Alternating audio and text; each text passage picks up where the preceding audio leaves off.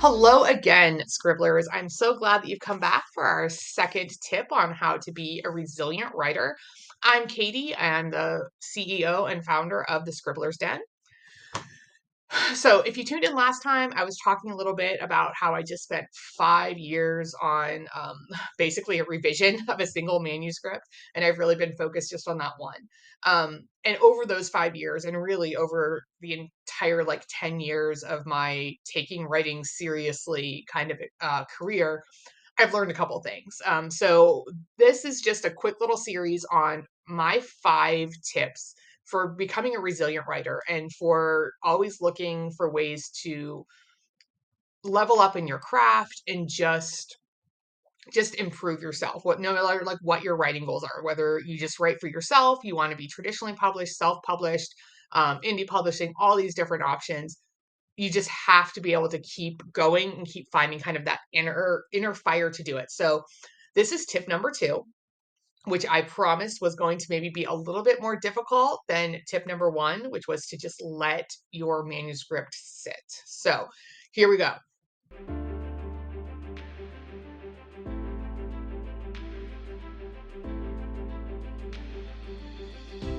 So here's tip number 2. You want to listen to and try to do what people tell you about your manuscript, especially if you disagree. So you're like, wait a second, this is maybe the worst advice I've ever heard. Hear me out, right? This is a tricky one, but it's absolutely, I think, one of the most important things you can do as a writer when you're writing and when you are revising something.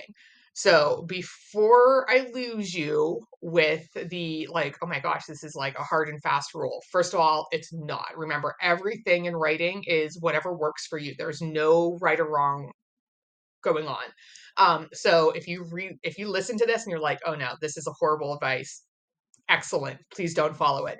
If you listen to her like, I understand what she's saying and I agree, I'm going to try this. Congratulations, and I really hope it works for you.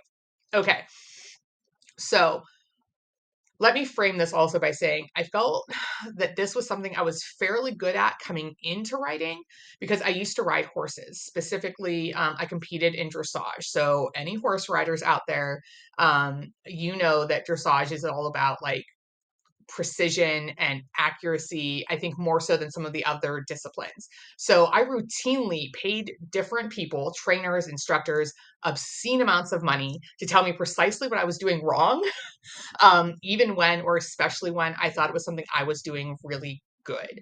So that really taught me that I thought I was doing a good job, but when they were correcting me, if I wasn't going to listen to them, why was I paying them? So having people critique my writing has been a little bit more painful only because it feels more personal. And I've worked really hard to learn to separate the two. So writing Katie is different from Katie, and that's okay. So the writing I do is my own writing, and I don't have to hold on to it or protect it as much as I think I do. So a critique of my writing isn't necessarily somebody dunking on me. I mean, they might be, those people do exist. But if someone is telling me that what they're seeing in my manuscript or pushing me to do something different or better, it's because they see potential there. And they have the confidence that I can do it, even if it sounds really difficult, or I'm like, oh my gosh, no, that's a horrible idea. Sometimes it's not. Sometimes it works out really well. So now when someone suggests something that I don't like or I disagree with, I really learned to stop myself from shutting down and thinking, oh, they just don't get me. They don't understand what I'm going for. Instead, I really analyze what it is that they're saying. And depending on the relationship I have with that critique partner or reader, I might push back and question because that'll help me get to the root of the problem and really make me understand, is this just something like, oh, they really prefer if the love interest is more of a feature in this, or is it actually a problem that my romantic pairing isn't doing enough to really get that message across?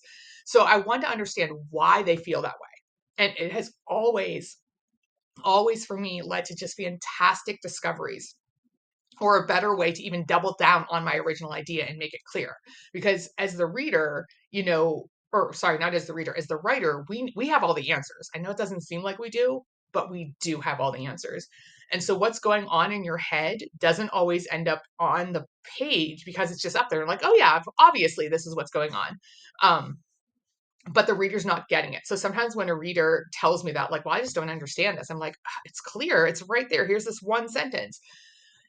And now I've really gotten to the point where instead of saying, oh, here's this one sentence, see, I did point that out. It's okay, I have one sentence. I'm going to have to find ways to double down on that and to make it a little bit more obvious because it's not as blatant as I thought it was, right?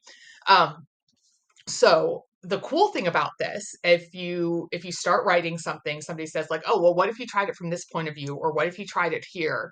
Cut out that entire first half of the chapter and just start in the middle. The cool thing is that you can do that.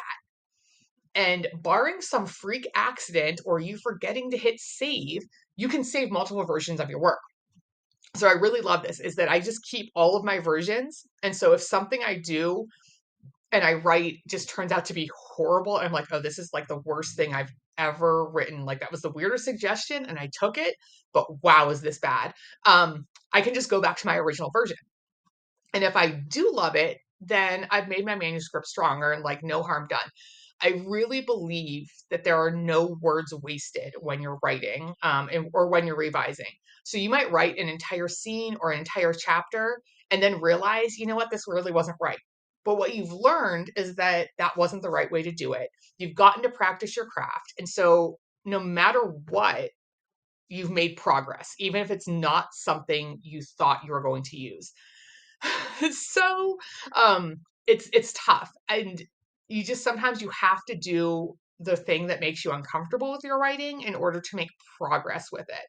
And getting that outside logic and perspective from a critique partner or a reader really is great, but you have to follow that advice. You can't just be like, oh, you just didn't get it and then move on. I think it's really important to think of where that advice is coming from, where that comment is coming from, and then work through it and find a way forward that makes you happy with the manuscript and satisfies the reader. Okay.